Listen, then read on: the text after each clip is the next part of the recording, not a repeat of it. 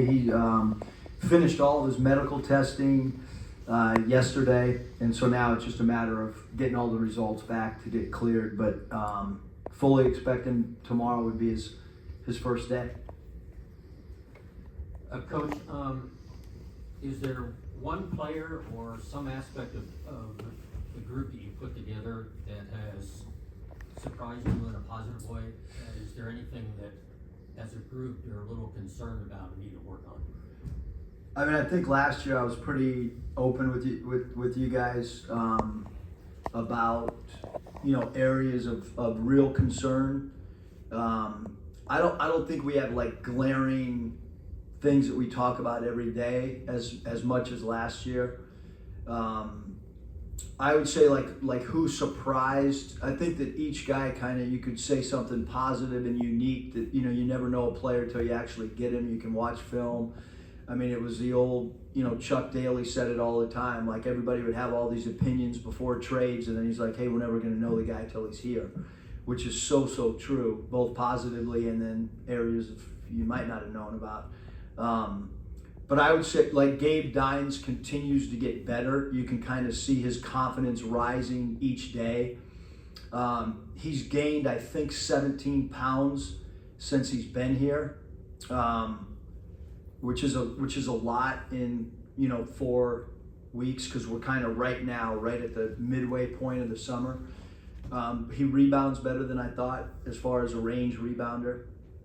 And then Jordan Marsh has done a really good job with his quickness and his defensive ability to create steals. So, and then both those guys have uniqueness in their size, one being, 7 feet plus, and then the other being 5'9".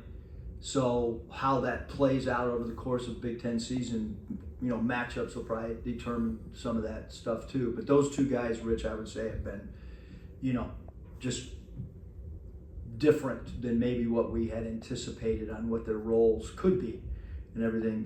Again, we're only halfway through the summer, so.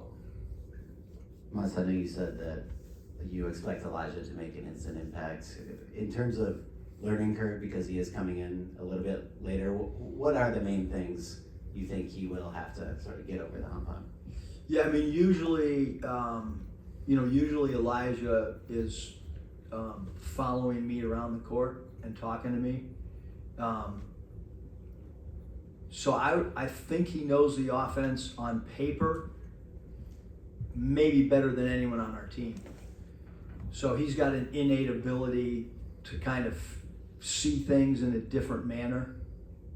Now when he has to go live and he's in there, it's a different story maybe than seeing it on paper or seeing it from the sidelines. But I would anticipate him picking it up really quick, because he's coming to our office, he's diagramming stuff during practice, he's talking to managers and GAs about where he should be on the floor. I think he knows 2 positions, and we'll probably need him to learn 3. But probably the 2 spot to start off with, and then a little bit of 3, and then some 1. Hey Coach, this was my first time seeing you in practice, and I noticed you really emphasized the fundamentals like not jogging, not standing around, which I think we've strayed from in the professional league a little bit. You'll see guys perfectly set up for a 3-man weave in transition, and then they kick it for the corner 3 instead of just making the basketball play. So what do you think the emphasis on those fundamentals will do to help set you guys apart from the rest of the pack? I mean, I think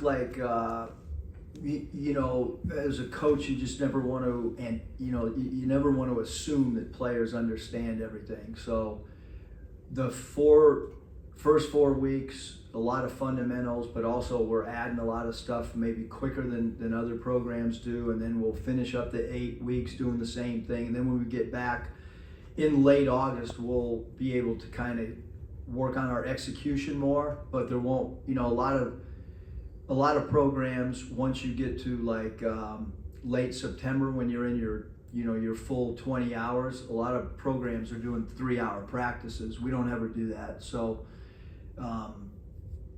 consistency in how we're teaching, but we're trying to help them get habits for the next level, or because there's just all these little things that differentiate yourself when there's equal talent. It's the same thing in a game, in a Big Ten game. You got a lot of equal talented teams, so how can you help prepare them, as best you can through little details, making an extra pass, understanding missing a layup in 5-on-0 is not acceptable. All those type things are super important. Since we last talked to you, the whole landscape of college athletics has changed. How settlement goes into effect, I know obviously you have been preparing for that for a while with the program, but in terms of looking forward, where do you feel like that has solved some issues of where the sport was, and where do you feel like maybe it is still very confusing and a lot of stuff is still up in the air? Yeah, I would say that definitely changing landscape, definitely is there clarity? Maybe to some degree, but not clear enough for me to see what's happening today and tomorrow, to be honest with you. It's super challenging because you're coming out of an environment where name, image, and likeness, didn't have a lot of guardrails, and now there are, and so everyone's got to. There's an adjustment period for coaches. There's an adjustment period for players. There's an adjustment period for agents.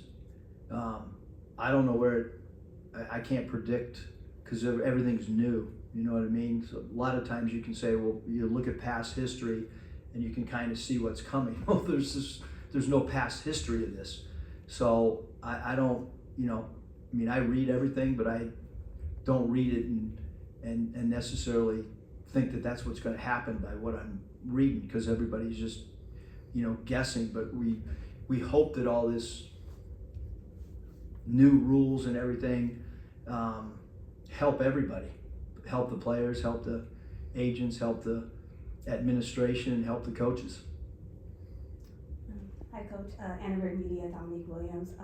You've had a lot of coaching experience, and as the game continues to evolve as far as the college landscape, how has the phenom of the transfer portal has helped, build more identity and a cohesive roster, especially going into your second season here at USC? Yeah, I think the transfer portal, like for us, we're not really. I think just because we did it at Nevada, and it's a little bit different because players had to sit out, which I think helped the players and it helped programs as well. But the changing rosters don't, I'm kind of used to it. I think that, if you've had G League experience, that just kind of happens. So getting the team together, I thought last year we had good chemistry. I thought our players knew each other well on the floor, knew each other well off the floor. So in today's landscape, really just building the team is kind of how it is in all the sports with a lot of changing roster spots. And I think there's an adjustment period for players and coaches, but I think there's a lot less, oh wow, looking around the room, I have 10 new teammates. I think that the players are used to it. We're getting ready to go out recruiting. I don't even know who's going to be on what AAU team, until I get there. So it's not just, college basketball. It's guys are changing high schools at a way different rate than they were 10 years ago. They're changing states with high school. So I think it's just kind of it's where our society is as a whole. People change jobs a lot more now than they did 15 years ago.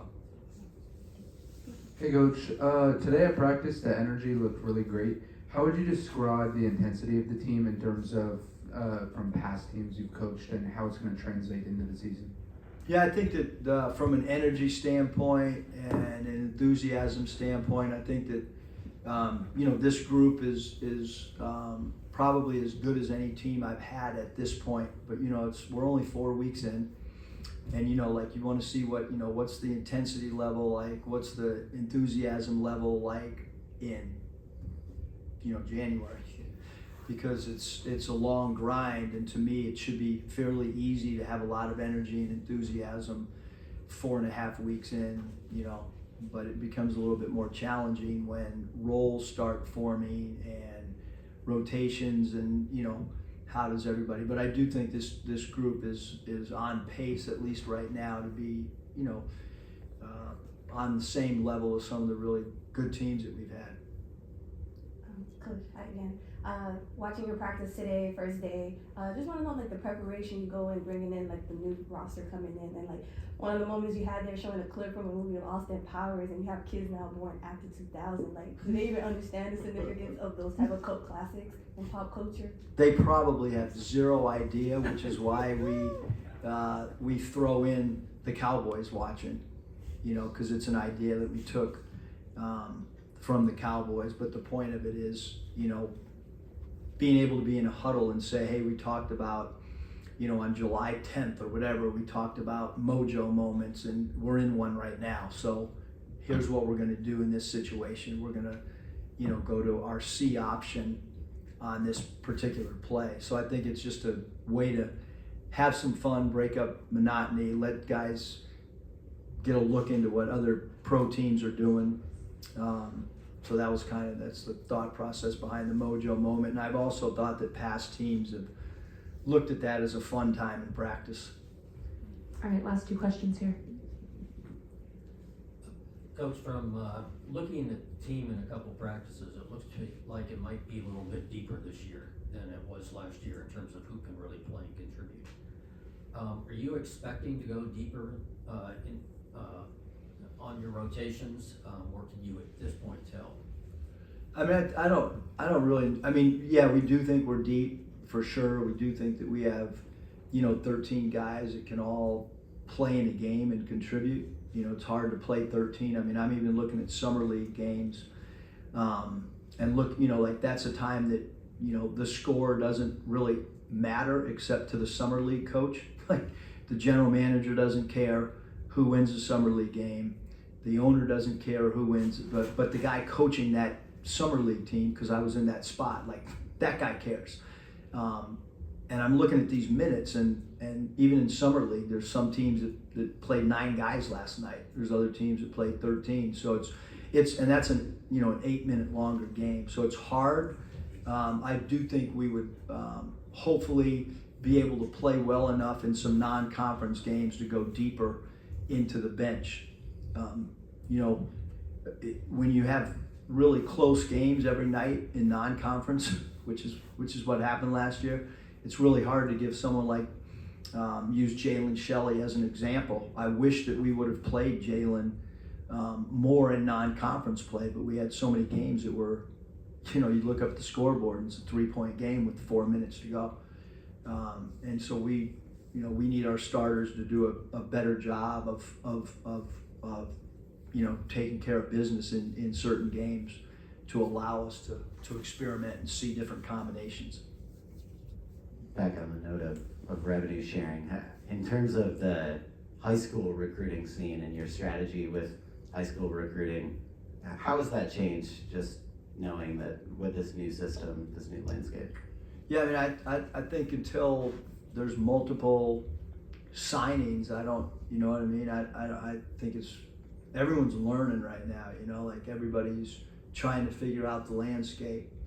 And so, you know, all you can do is, you know, talk to the player and his representative and see where it lands. I mean, it's all new to all of us. All right, thank you guys.